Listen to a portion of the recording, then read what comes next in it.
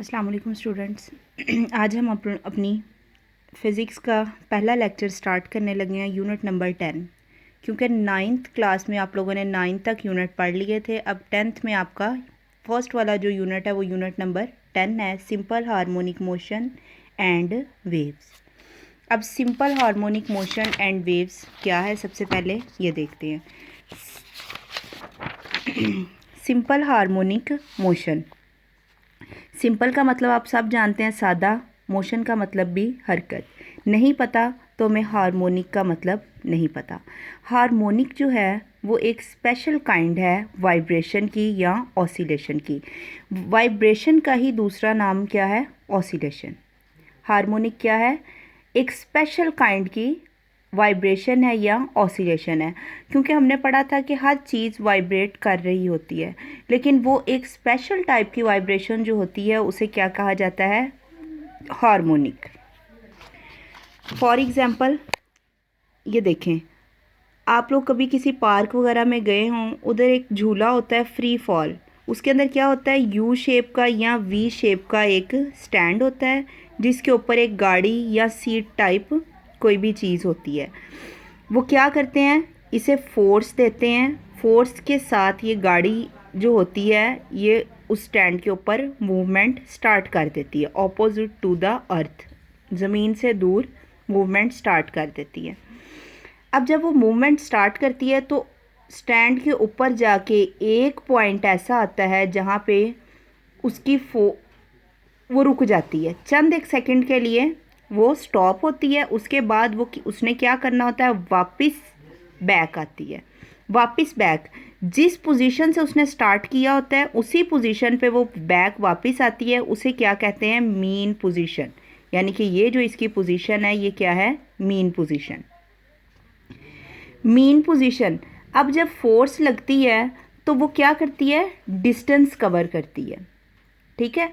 अब वापस आती है और इसके अंदर एक फोर्स जो है वो इकट्ठी हो जाती है, उसे कहते हैं रिस्टोरिंग फोर्स।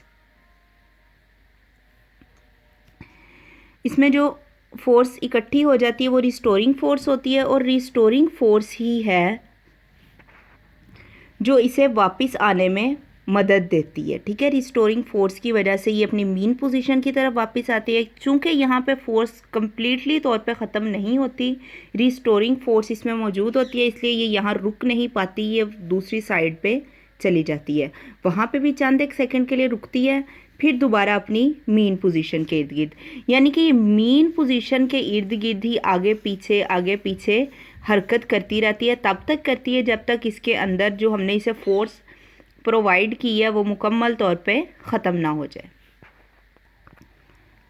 तो यही चीज़ कि अपनी मीन पोजीशन के इर्द गिर्द आगे पीछे हरकत को क्या कहते हैं? Simple harmonic motion.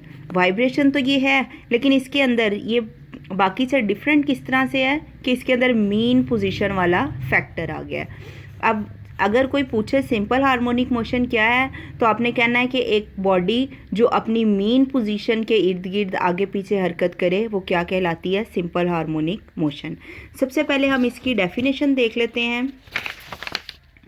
डेफिनेशन है सिंपल हार्मोनिक मोशन, ये इस तरह से भी लिखा जाता है।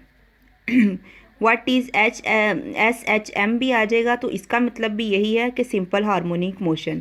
Simple harmonic motion occur when net force is directly proportional to the displacement. Net force हमेशा जो है वो डायरेक्टली प्रोपोर्शनल होती है डिस्प्लेसमेंट के, ठीक है। हमेशा फोर्स जो है वो किसके डायरेक्टली प्रोपोर्शनल होती है? डिस्प्लेसमेंट के। कैसे? हम जितनी फोर्स लगाएंगे कोई भी बॉडी उतना ही ज़्यादा फासला तय करेगी। अगर हम कम फोर्स लगाएंगे वो कम आगे तक जाएगी, ज़्यादा फोर्स लगाएंगे तो वो ज़्यादा आगे तक जाएगी। जैसा कि आप लोगों ने देखा होगा, टॉय कार जो होती है, बच्चों की खिलौना गाड़ी जो होती है, उसे हम थोड़ा सा आगे को धक्का लगाते हैं वो आगे जाती है, अगर हम उसे ज़्यादा धक्का लगाएं तो वो ज़्यादा आगे जाती है। तो simple harmonic motion occur when net force is directly proportional to the displacement from mean position. Mean position से वो जाती है, and it always directed towards the mean position. देखें इस एग्जाम्पल में भी ये मीन पोजीशन से स्टार्ट हुई थी और हमेशा वापस जब भी आती है, चाहे वो यहाँ से आए चाहे वो यहाँ से आए, किस तरफ आती है, मेन पोजीशन की तरफ वापस आती है।